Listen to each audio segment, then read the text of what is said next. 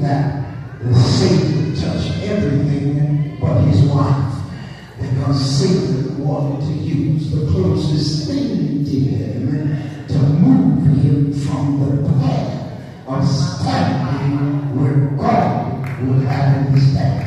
I think every now and then you got to find out who is standing with you, who is close to you. Because oftentimes Satan likes to get into folk that you think much of to deter you from the commitment that you have made in your heart. I feel like shouting already.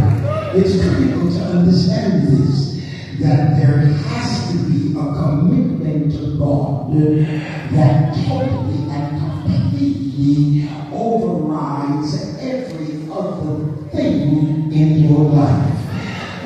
So to focus is to fix on one object or purpose, to concentrate, commit to purpose or to focus. I have made up my mind, this is what I want, and I don't want anything less than what it is I want.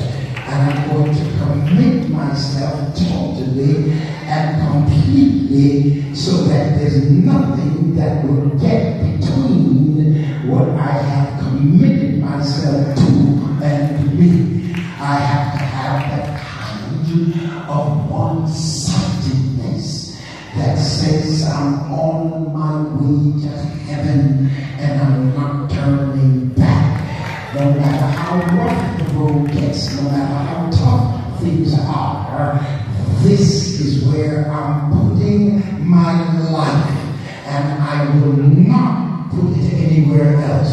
I wonder, is there anybody here that is so determined in their heart that I have been called to serve God, and I will not let anything stop me from being what God will have me do. I wonder